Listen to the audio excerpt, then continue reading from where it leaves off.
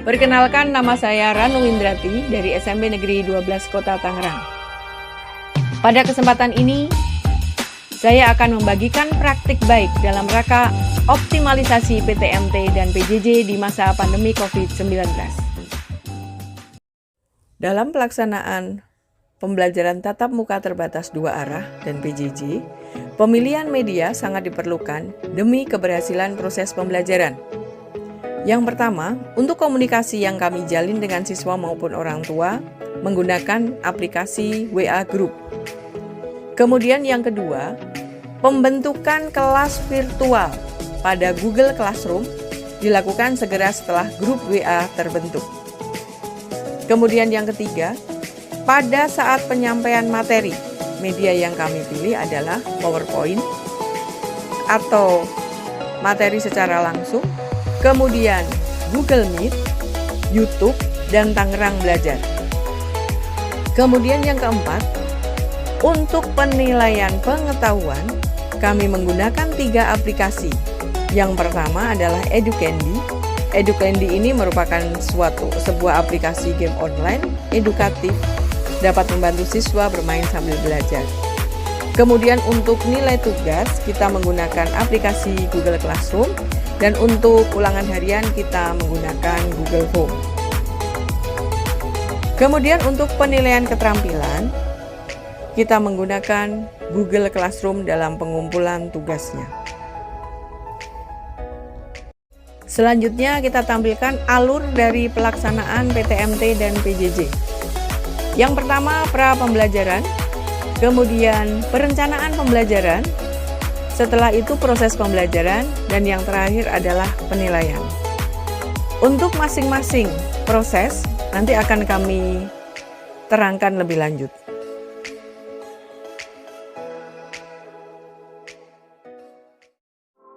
Pada pra pembelajaran, pendataan kesiapan HP atau gadget dilakukan melalui WA Group di tiap kelas yang diajar.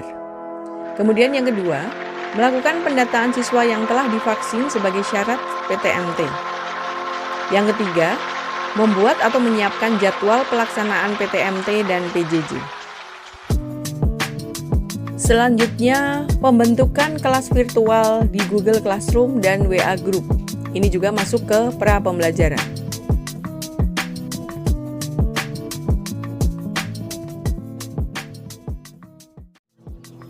Selanjutnya untuk perencanaan pembelajaran. Yang pertama, kita membuat silabus pembelajaran.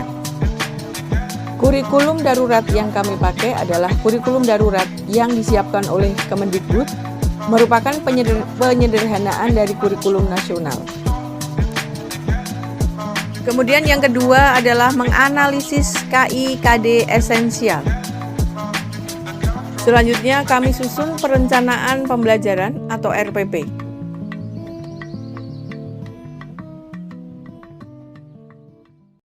Pemaparan materi pembelajaran kita berikan dengan 2 cara. Yang pertama, pada saat tatap muka, maka kita berikan pemaparan dan praktik langsung atau memberikan materi dengan PowerPoint. Pada proses pembelajaran jarak jauh, kami sudah menyiapkan pemaparan materi pada channel YouTube kami, dari materi sampai ke pembahasan soal. Link YouTube biasa kami bagikan ke siswa pada saat menjelang PJJ.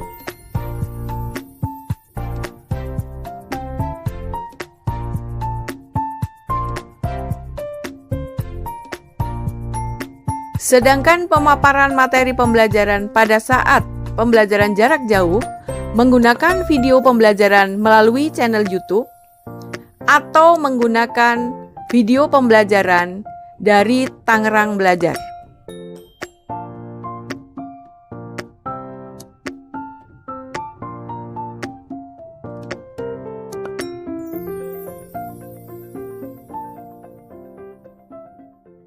Untuk penilaian pembelajaran, yang pertama penilaian tugas menggunakan Google Classroom. Selanjutnya untuk penilaian kuis menggunakan EduCandy.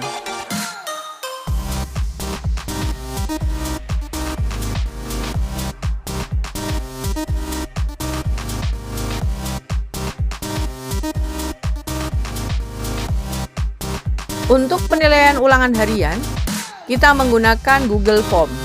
Ini untuk penilaian pengetahuan.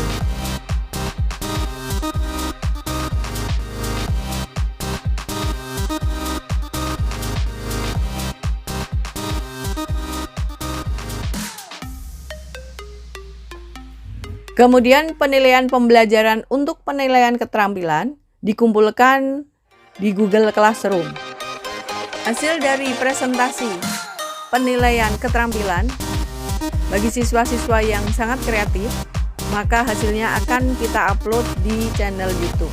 Untuk link presentasinya ada di slide. Di sekolah kami juga ada pembiasaan di masa pandemi, yaitu program ketahanan pangan. Kemudian kami membagi lahan tiap MGMP dan tata usaha. Diharapkan tiap-tiap MGMP dan tata usaha akan memberikan hasil yang maksimal untuk program ketahanan pangan ini.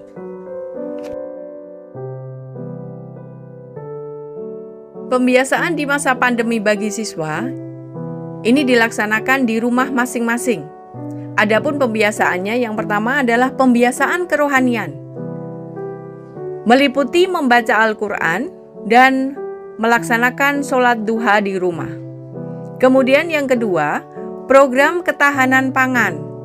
Ini siswa diminta untuk menanam tanaman pangan yang bisa dinikmati oleh keluarga. Kemudian pembiasaan membantu orang tua di rumah. Siswa diminta untuk membantu menyapu, mengepel, memasak, atau mencuci. Selanjutnya adalah pembiasaan literasi di rumah masing-masing. Sekarang kita buat perbandingan antara pembelajaran jarak jauh dengan PTMT Blended PJJ. Yang pertama untuk presensi. Kehadiran siswa untuk PTMT mencapai 95% yang hadir di sekolah dan yang di rumah sekitar 85-90%. Sedangkan untuk PJJ, presensi kehadiran 85% untuk pembelajaran sinkron menggunakan Google Meet, sedangkan untuk asinkron hanya 70%. Yang kedua, hampir semua siswa, 90%, mengumpulkan tugas tepat waktu pada saat diberikan tugas dari guru. Sedangkan untuk PJJ, sekitar 70% yang mengumpulkan tugas tepat waktu, meskipun pada akhirnya mereka mengumpulkan tugas dengan perpanjangan waktu. Kemudian yang ketiga, adanya ikatan emosi antara guru dengan siswa pada saat PTMT. Sedangkan untuk PJJ, kurang adanya ikatan emosi antara guru dengan siswa. Yang keempat, materi pelajaran lebih mudah dipahami oleh siswa pada saat PTMT. Sedangkan untuk PJJ, materi kurang dipahami siswa karena guru tidak membimbing langsung. Harapan kami semua para guru dan siswa serta orang tua sepertinya sama. Semoga pandemi COVID-19 ini cepat berlalu. Dan semester depan, kami bisa memulai kembali pembelajaran tatap muka penuh. Bagaimanapun juga, peran guru dalam proses pembelajaran tidak bisa digantikan.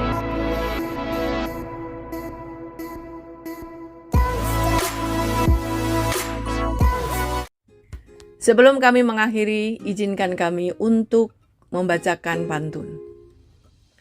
Soto babat sate rusa, hari senja merah merona.